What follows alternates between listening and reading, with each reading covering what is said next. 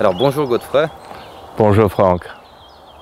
J'aurais aimé savoir, selon toi, quel est l'objectif de la CNV?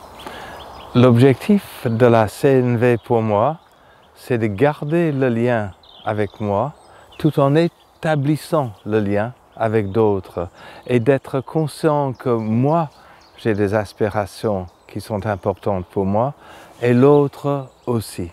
Donc si je peux imaginer des comportements, des stratégies, des choses à faire, des façons à faire qui comblent mes besoins et les besoins de l'autre, ça c'est l'idéal pour moi. La CNV a complètement bousculé ma vie et je disais avant de connaître la CNV que plus je connais les êtres humains, mieux j'aime mon chien. Et la CNV a apporté deux choses très importantes pour moi, de la tendresse pour moi et de la tendresse pour les autres, dans tous leurs aspects, que ce soit dans les moments où un autre m'apporte de la joie ou dans des moments où l'autre m'apporte de la frustration, de l'agacement. Et j'adore les êtres humains maintenant comme jamais auparavant. Alors on dit souvent que la communication non violente, ça marche pas, que c'est un langage de gentil ou de bisounours. Et je voudrais savoir si tu pouvais nous donner ton avis sur ces jugements qu'on porte sur la CNV. Et selon toi, quelles seraient les limites, quelles sont les limites de ce mode de communication et de façon d'être? Pour moi, la seule limite à la communication non violente, c'est en moi. C'est quelle est mon intention. Et je crois que si je peux me libérer de toute attente, à ce moment-là, l'aspect bisounours n'existe pas. Parce que s'il y a un aspect bisounours, c'est pourquoi? C'est pour acheter l'autre. Et je n'ai pas envie du tout que ce beau processus soit considéré comme un moyen de me vendre. Et pourtant, c'est une possibilité. Je peux me vendre en étant gentil. Et quel dommage, parce que au moment où je me vends d'une manière non authentique, je me trahis. Et je n'ai pas envie de me trahir, et je n'ai pas envie non plus d'être dans une relation à l'autre qui n'est pas emplie de vérité. Donc, parfois, ma vérité me fait peur. Est-ce que j'ai le courage de dire ma vérité? Et la communication non violente m'invite à être de façon très disciplinée dans la vérité. Pas la vérité, les 4 vérités qui font peur à l'autre, mais la vérité profonde par rapport à ce que je vis en moi. Et alors selon toi, quels sont les travers? J'observe beaucoup de gens faire les processus de CNV, avoir les 3 modules et pas forcément pratiquer cette CNV dont tu nous parles.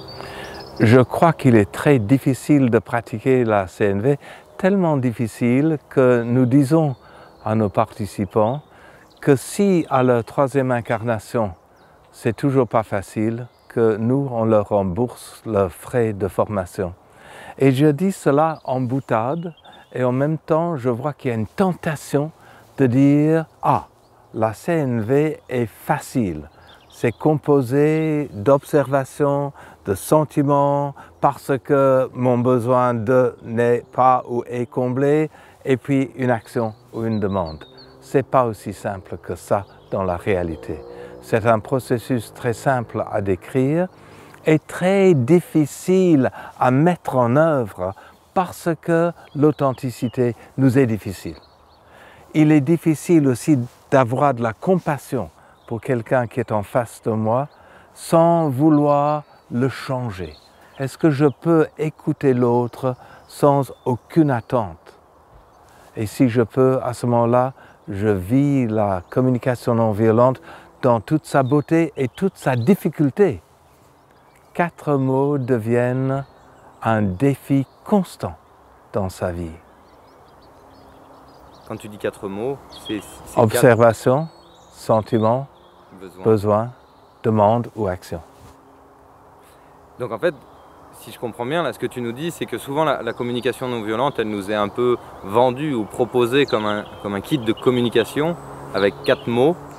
Et que là, ce que tu es en train de dire, c'est que bien plus que ces 4 mots, c'est un changement de posture intérieure, c'est un changement de façon de me voir et de voir le monde de façon plus complexe. Absolument. Et je crois que si j'utilise la communication non violente dans ces 4 parties, observation, sentiment, besoin, demande, afin d'obtenir ce que je veux, je passe à côté d'une quête de bonheur. Ouais, donc tu veux dire que ce n'est pas une méthode de communication qui permet plus facilement d'avoir ce qu'on veut et de forcer les autres à faire ce qu'ils ne veulent pas, à faire ce qu'ils ne veulent pas faire. Oui, si ça devient une force de persuasion, une espèce de quasi-manipulation, c'est très très dommage. Parce que mes besoins sont bien plus importants que ce que je veux à un moment donné. Donc là, tu veux dire qu'en fait, je peux avoir des erreurs d'interprétation entre ce que je veux, de croire que c'est des besoins. Absolument. En fait, ce ne sont que des désirs. C'est très difficile. Et je pense qu'un moyen pour essayer de s'aligner sur des besoins, c'est de se dire, je vais nommer quelque chose comme un besoin. Est-ce que ce besoin est universel? Donc, si je mets dans mon besoin quelqu'un, j'ai besoin de toi, chérie, c'est déjà pas possible que ce soit un besoin qui crée de la résonance avec mes interlocuteurs. Si le besoin est universel, à ce moment-là, il y a résonance. Et donc tu pourrais l'illustrer, là si tu transformes ta phrase, ça donnerait quoi? Si je transforme cette phrase, ça devient « j'ai besoin de soutien ». Et quelqu'un qui entend cela, voyant la tâche qui me préoccupe, pourrait se dire « il me demande que moi, je le soutienne ». Et si c'est ça qui est caché dans mon besoin de soutien, ça ne va pas du tout. Parce que ce que je dis à la personne là, c'est que mon besoin ne peut être satisfait que par toi. Et donc j'adresse à cet autre une exigence. Je ne peux pas entendre non. Si l'autre entend que j'ai un besoin de soutien par l'un ou l'autre des 7,5 milliards que nous sommes, et que j'en parle à cette personne-là, parce que peut-être il pourra me tendre une oreille compatissante, ça c'est tout à fait autre chose. Et peut-être je devrais ajouter quand je parle de mon besoin de soutien, pour ne pas mettre de la pression sur l'autre, et je ne te demande rien. Donc là, de ce que j'entends, en fait, c'est que c'est un langage qui nous met beaucoup plus en communication avec nous-mêmes qu'avec les autres et qui nous mettrait en communication avec nos propres besoins pour pouvoir, en gros, en caricaturant, se débrouiller plus tout seul et être moins dépendant des autres. Je pense que nous sommes interdépendants. J'aime pas l'idée de m'isoler par rapport aux autres et ne rien demander. J'aime bien demander en pouvant recevoir un non. Et une personne qui écrit pas mal de livres pour le moment, Sophie Grosjean, dit que quand elle fait une demande, avant de formuler sa demande à haute voix, elle envisage 4 solutions de rechange, de façon à ce que la personne à qui elle adresse la demande se sente tout à fait libre et accueillie quand elle a envie de dire non. Alors je voudrais savoir si tu pouvais nous donner quelques petites astuces ou des conseils sur comment accueillir nos parts maladroites. Comment accueillir notre maladresse et cet être imparfait qu'on est tous, qui tente à essayer de combler des besoins maladroitement et qui échoue bien oui, c'est ça. Comment mettre de la douceur là-dedans? Et comment accueillir l'échec? Et comme tu dis, y mettre de la douceur. Et pour moi, la seule façon qui marche pour moi, c'est d'avoir cette compassion envers moi qui dit ceci. Tu viens d'agir maladroitement pour essayer de communiquer avec quelqu'un, pour essayer d'établir la relation avec quelqu'un. Ça n'a pas marché. Quelle est l'aspiration? Quel est le besoin profond que tu voulais combler et que tu as peut-être comblé en agissant d'une façon maladroite? Et comme ça, à partir de me détester pendant un moment, je reprends mon amour pour moi, parce que je vois que je fais comme tous les êtres humains. Et les êtres humains ne font jamais autre chose que cela. Les êtres humains font de leur mieux pour assouvir leurs besoins. Moi aussi. Et j'imagine que de savoir présenter ses excuses quand on est maladroit, il y a peut-être aussi plein de choses en fait, qui peuvent mettre de la douceur simplement quand on s'est autorisé, par exemple, à essayer de pratiquer le processus de communication non violente et qu'on a été maladroit, qu'on a émis un jugement. Le simple fait de s'excuser de ne pas être abouti, j'imagine que ça doit sérieusement aider.